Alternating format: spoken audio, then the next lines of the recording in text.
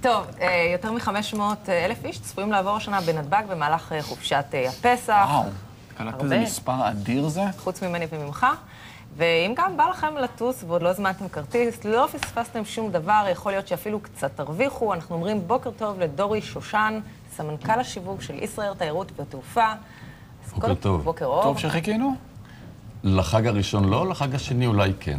מה היעדים הכי פופולריים של הישראלים בפסח הנוכחי? ארצות הברית ובאירופה, גרמניה, צרפת ואיטליה. אם אני רוצה לקחת כרטיס טיסה בזול, תכווין אותי צעד אחרי צעד. בוא נתחיל מישראל. מפתיע. אילת, חג שני. יש עוד מקומות באילת? חג שני בלבד. החג הראשון מלא לחלוטין. אבל זה בטח מחירים מטורפים. לא נורא. בין 400 ל-500 שקל לאדם בחדר זוגי. במלון של...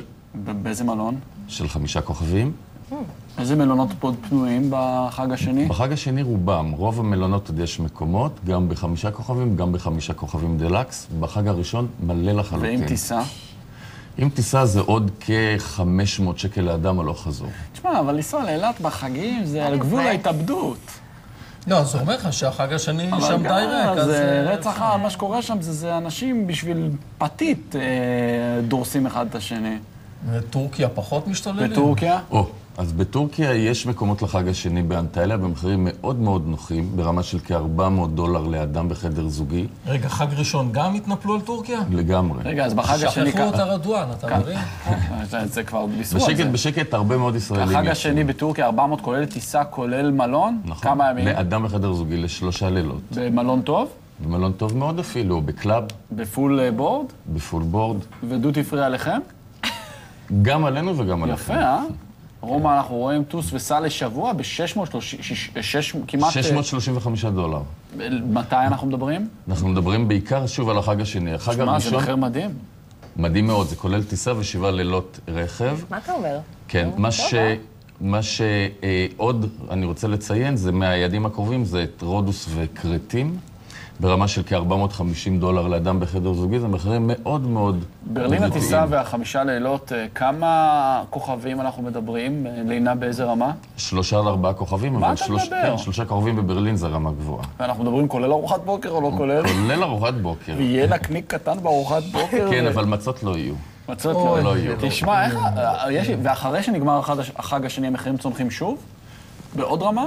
הם ירדו בעוד כ-20%. שוב, החג השני הוא לא הרבה יותר זול מהחג הראשון. זאת אומרת, מי שחיכה או יחכה יותר מדי, לא בטוח שימצא מקומות גם לחג השני. זאת אומרת, היום, מחר וביום ראשון, זה הימים האחרונים להזמין את החג השני. יום העצמאות? יום העצמאות לא חג של נופש טיפוסי. יום העצמאות מעדיפים להישאר בארץ. חג של מנגל. אנחנו מתנצלים, זה חפירה של העורכת, יש לה לפעמים היא חיה בלה-לה-לנד. אז אתה אומר שכדאי בחג השני, או כדאי לחכות כמה ימים אחרי, ואז המחירים צומחים בעוד 20%. נכון. אבל כמה ימים אחרי זה לא חג, אנשים עובדים, חיים, יש אנשים עובדים. לא, אני לא עובד פה. אתה לא עובד, אתה פה עושה חיים, אתה לא יודע מה עובד קשה. ואנשים צריכים בחופש רוצים לנסוע לחו"ל. אנחנו חיים מחג לחג. החג השני יוצא בסוף השבוע. נכון. למה זה שיגעון? די, מה רע להיות פה? אלוהים אדירים. חג, אביב, נעמה תגיד לך שאין יותר גשם, תהיה שמש, אי אפשר לטייל בגליל קצת? מה קרה? בסדר, נטייל בחג הראשון. בגליל. אתה לא יכול, הרי אין פיסה פנויה של דשא. אתה הולך לבניאס, אתה רואה הנחל מפל של ילדים. מתי היית פעם אחרונה בבניאס? לא מזמן. מה זה לא מזמן? הייתי בירדן, סיפרתי לך, אז הבאתי לך צילומים, הייתי בירדן. אתה היית בירדן? כן, הבאתי לך צילומים, מוסו. לא זוכר כלום, מוסנילי, האיש גמור. המצאת הרגע סיפור, לא, הייתי בירדן. אני לא שמעתי על זה. איזה היה בירדן? בקיצור, אנחנו נאבד אותך. אתה לא תשתלב, אנחנו נאבד אותך. תזמין אותי שער לחג השני, תשאלו אותי איפה אני אהיה בחג הראשון. איפה תהיה בחג הראשון? בגליל. ובחג השני? בגליל. ובגליל, אתה גר בגליל. לא, אני גר בתל אביב. והמחירים בגליל? אני לא אהיה במלון, אני נוסע לטייל, בלי מלון. הכי טוב בארץ. אוקיי. לא צריך לישון, נוסעים, מטיילים, מגיעים לחברים. לנים אצל חברים. חברים טובים. חברים טובים ביסוד המעלה. אחרי החג הם המעלה. לא יהיו חברים טובים שלך. מה זה בחג? אתה בא להתקרצץ על אנשים? כן, מה זה הדבר הזה? עכשיו החברים רואים את זה? איזה בושות אתה לא, עושה, איך אתה תחשוב מדבר על זה, לו. בחג אתה בא והולך לישון אצל חברים? קח מלון, תשמע, אני אתן לך דיל טוב, יש מלון או צימר. רוצים, כן.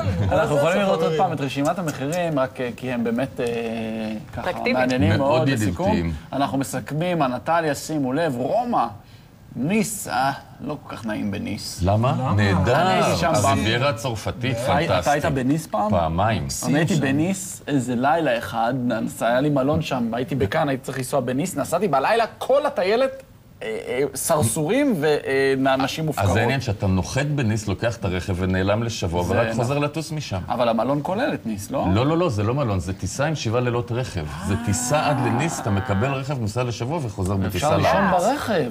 גם, למי שאין חברים. לקמצנים. יפה, תודה רבה. נחמד שבאת, תבוא שוב. תודה רבה וחג שמח. חג שמח, בוקר טוב.